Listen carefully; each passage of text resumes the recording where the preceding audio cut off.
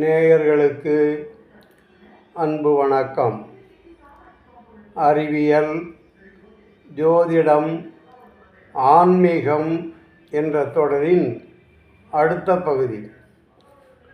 இந்த பகுதியில் முக்கியமான வாழ்க்கையின் ஒரு பகுதியாக எல்லோரோடும் கலந்துவிட்ட ஒரு பகுதி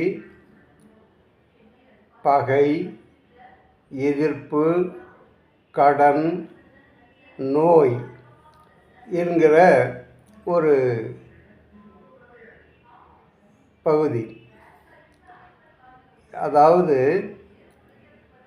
மனித வாழ்க்கையில் இதுவும் ஒரு அங்கம்.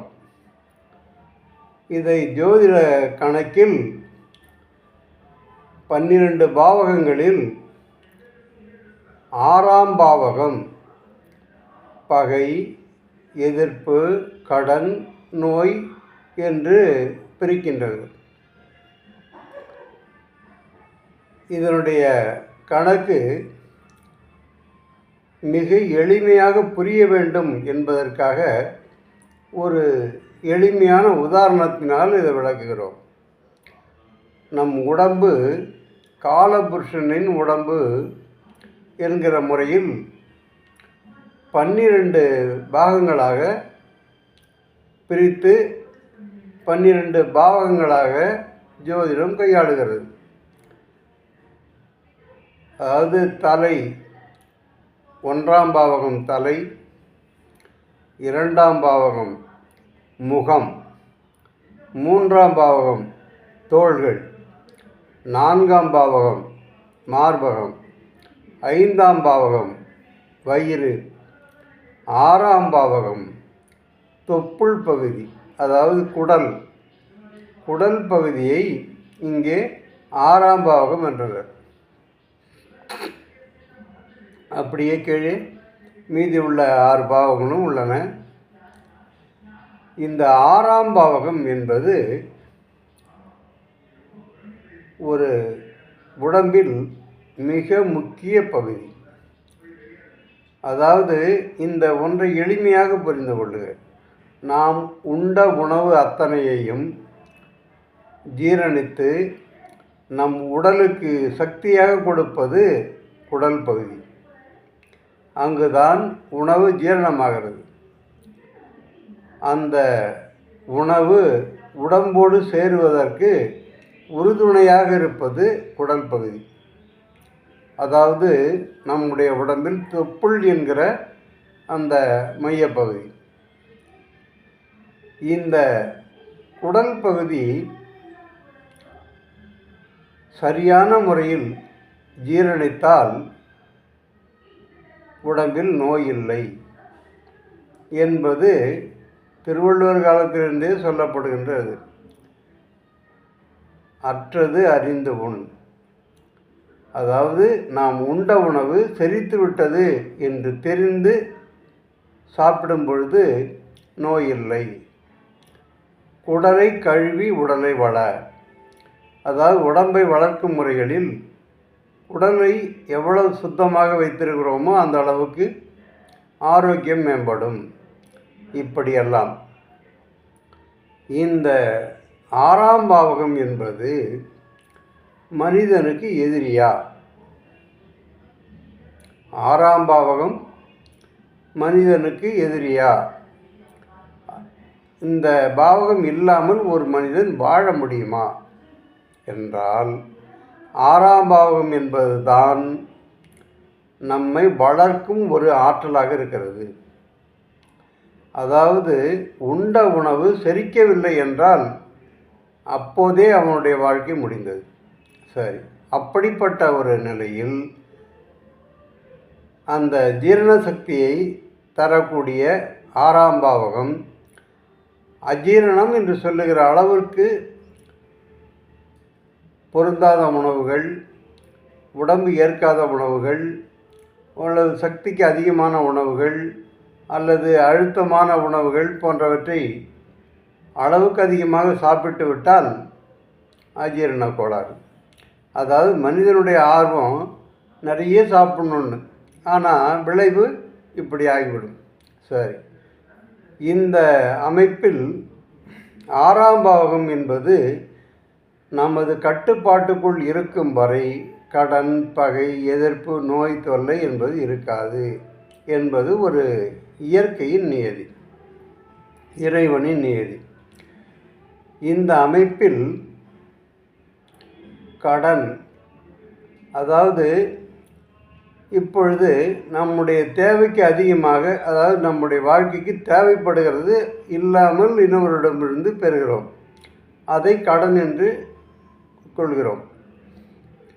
இப்பொழுது இந்த கடன் தீர வேண்டும் என்கிற அடிப்படையில் எப்படி வாழ்க்கையை எதிர்கொள்ள வேண்டும் என்கிற கணக்கில் இதனை பார்ப்போம்.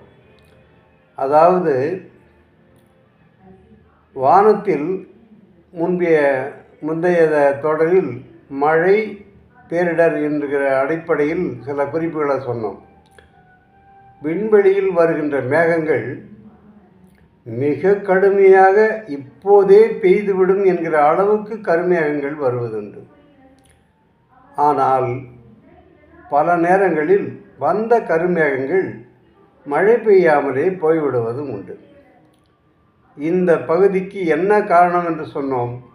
அதாவது பூமியில் ஈரம் இல்லாத பொழுது மேகம் கூட மழை பொழிவதில்லை, அந்த மேகம் மேலே மேலே சென்று விடுகிறது. வாழ்க்கையில் மனிதனும், அதாவது அதோ அந்த பணம் வரும், இதோ இந்த பணம் வரும், இதை வைத்து இதை சமாளிக்கலாம், அதை வைத்து இதை செலவு பண்ணிக்கலாம் என்று ஒரு கணக்கு போட்டு நினைத்து கொண்டிருக்கும் பொழுது வரும் என்று நினைத்தது வராமல் போய்விடுவது தான் கடனுக்குள் மாட்டிக்கொள்வதற்கான உண்மையான காரணம். அதாவது இந்த பணம் இப்படி வரும் என்று எதிர்பார்த்து அது வராமலேயே கைவிட்டு போய்விட்டால் அப்பொழுது ஏற்படுகிற பின்னடைவு தான் நம்மை கடனில் தள்ளிவிடுகிறது. அதாவது இதனுடைய முழுமையான காரணம் பூமியில் ஈரம், அதாவது ஈரப்பதம் இருக்கும் பொழுது வருகின்ற மேகங்கள் அத்தனையும் பெய்துவிடும். இது இயற்கையோட நியதி. அதாவது ஈரம் இல்லாமல் மழை பெய்யாது. மேலே சென்ற மேகம் குளிர்ச்சி அடைந்து கீழே வருவதற்கு இந்த குளிர்ச்சி தான் காரணமாகிறது. அப்படிப்பட்ட நிலையில் பூமியில் ஈரம் இல்லாத பொழுது கொஞ்சம் கொஞ்சமாக பல இடங்களில் பெய்கிற மழையின் சாரல் கொஞ்சம் கொஞ்சமாக பட்டு மெல்ல ஈரமான பிறகு, அதாவது மேகங்கள் கூடி பூமியை குளிர்வித்த பிறகு தான் மழையாக பெய்ய முடியும்.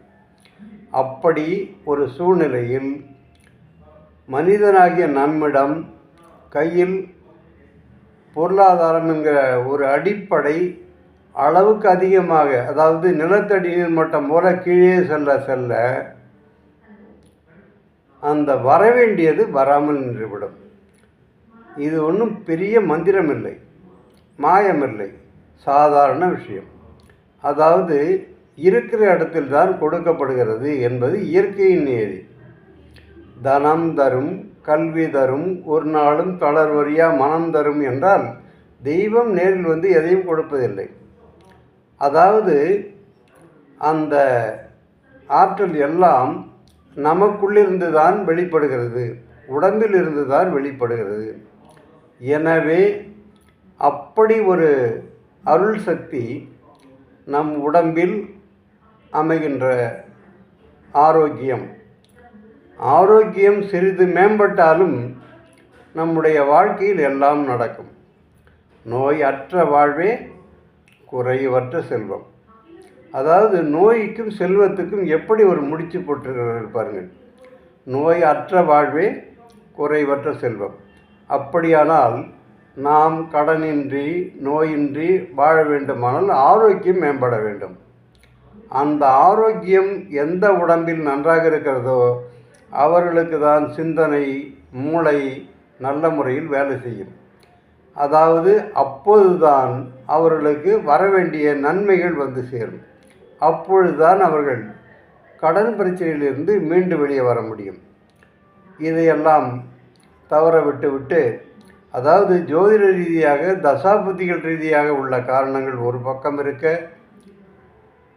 அடிப்படையில் கிரகங்கள் கோச்சாரங்களில் வருகின்ற சில காலங்களில் வருகின்ற பலன்கள் ஒரு பக்கம் இருக்க, இங்கே நான் சொன்ன அத்தனையும் அனைவருக்கும் பொதுவான ஒரு பொது பலன்.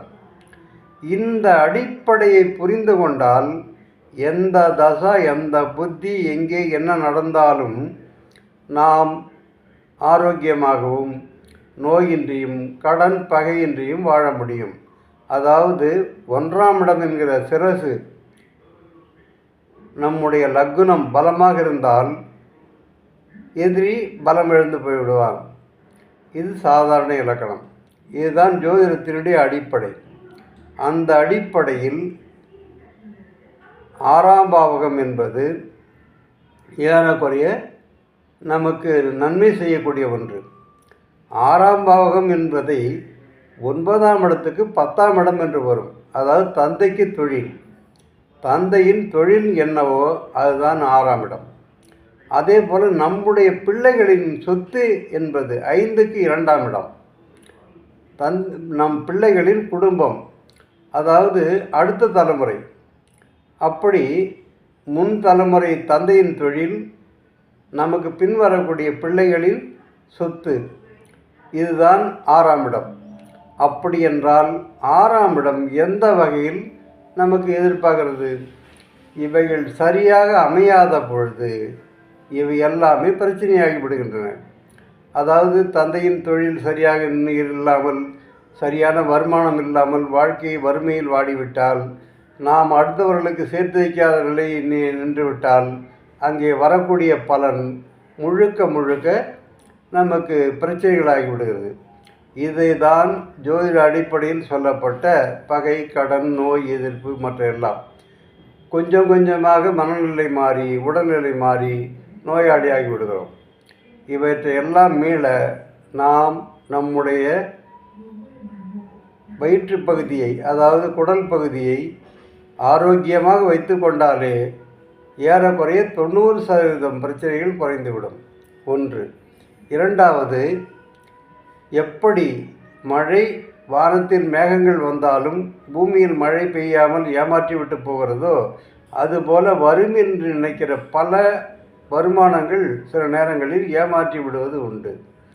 நம்பி ஏமாறுகிறோம் என்கிற நிலை, அதையெல்லாம் சரி கட்ட நாம் எப்பொழுதும் கொஞ்சம் பொருளாதாரத்தோடும், அதாவது நம்முடைய நிலைமையை ரொம்ப கீழ் நோக்கி செல்ல விடாமலும் பாதுகாத்து கொள்வதில் எவ்வளவு அக்கறை காட்டுகிறோமோ அந்த அளவுக்கு பிரச்சனைகள் தீரும். இதுதான் தெய்வங்களும் செய்யக்கூடிய ஒரு பலன். அதாவது இந்த நிலைக்கு நாம் சிறிது முன்னேறினால் கூட தெய்வங்கள் தந்தது போல நாம் அருள் என்று நினைத்து அதை பெருமையாக நினைத்து கொள்கிறோம். ஆக மொத்தம் வாழ்க்கையில் நல்ல முன்னேற்றமான வாழ்க்கைக்கு எப்பொழுதும், அதாவது நிலத்தடி நீர் மட்டம் ரொம்ப கீழே சென்று விட்டால் மழை இருக்காது என்பது போல, பூமி வறண்டு போனால் மழை இருக்காது என்பது போல, நாம் வாழ்க்கையில் வறண்டு போய்விட்டால் வரவுகளும் பாதிக்கப்படும். அதற்கு பிறகு தசாபுத்திகளும் கோச்சாரங்களும் என்கிற அடிப்படையில் சில குறிப்புகள் இருக்கின்றன. அவற்றை அடுத்த பகுதியில் பேசுவோம். நன்றி, வணக்கம். திருமழிசை அறிவியல் ஜோதிட நிலையம், ஜோதிட குரு சு. சம்பையா. நன்றி, வணக்கம்.